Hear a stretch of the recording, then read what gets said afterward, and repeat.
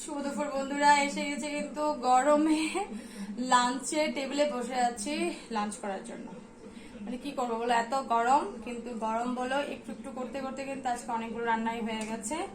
কি করবো বলো, গরম বললো কি খাওয়া দাওয়া তো ছাড়া যায় না, খাওয়া দাওয়া তো করতেই হবে।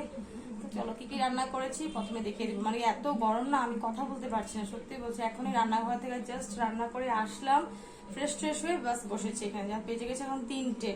তো চলো কি কি রান্না হয়েছে তোমাদের সাথে একটু শেয়ার করে নিই। প্রথমে দেখিয়ে দিব, দেখো এখানে আছে কিন্তু সাদা ভাত, রোজকারের মতো এখানে আছে সাদা ভাত। এখানে আছে দেখো পেঁয়াজ রসুন দিয়ে কিন্তু মিলিয়ে করেছি আজকে এটা লাই শাক। দেখতেই পাচ্ছ একদম বেশি কিন্তু তেল দিইনি, একদম কম তেলে করেছি কিন্তু রসুন পেঁয়াজ দিয়ে আজকে লাই শাক। লাই শাকটা কিন্তু ছেলে মেয়েদের জন্য, বাচ্চাদের জন্য কিন্তু অনেক উপকারী জিনিস লাই শাকটা। তো বানিয়েছি আজকে বাচ্চাদের দিকে লক্ষ্য রেখে করেছি আজকে লাই শাক।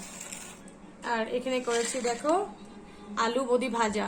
তোমাদেরকে বলেছিলাম কম তেল মশলা দিয়ে করব, কিন্তু ঢেকে ঢেকে বানাবো। তো দেখো তেল কিন্তু একদমই নেই, একদম কম তেলে কিন্তু আমি করেছি আজকে আলু আর বদি ভাজা। দেখতেই পাচ্ছ খেতে কিন্তু আমার ছেলে মেয়ে অনেক পছন্দ করে। তো বাজারে গিয়েছিলাম, বদি পেয়েছি তো নিয়ে এসেছি। কালো বদিটাও আছে আর দেখো সবুজ বদি, দুটো কিন্তু মিক্স করে কিন্তু আজকে ভেজেছি আলু বদি ভাজা।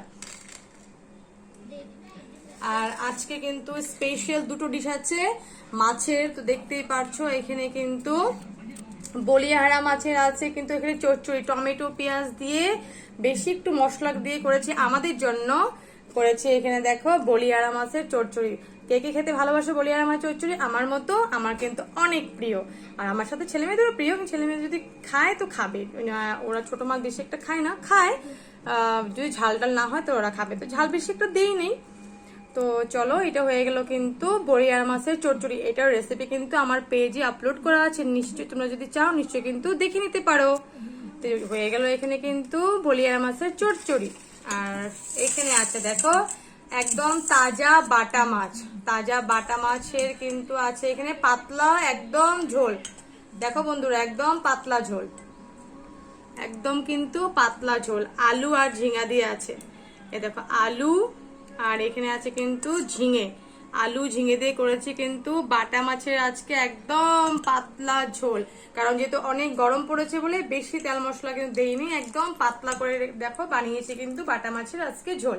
একদম তাজা ছিল মাছটা। আর তোমরা জানোই যে আমি তাজা মাছ ছাড়া অন্য মাছ কিন্তু ছেলে মেয়েদেরকেও দেই না, আর আমিও খাই না, লোকাল মাছ যেহেতু।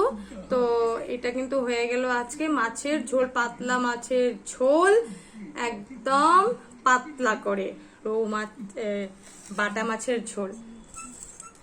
তো বন্ধুরা কপত বানালাম দেখো তো, এক এক 2 3 4, আজকে কিন্তু 4 পদ হয়ে গেছে জানো। গরম বলেও কিন্তু 4 পদ রান্না করে ফেললাম।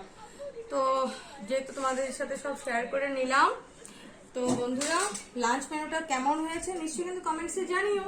পেজটা ফলো করতে একদম ভুলো না কিন্তু।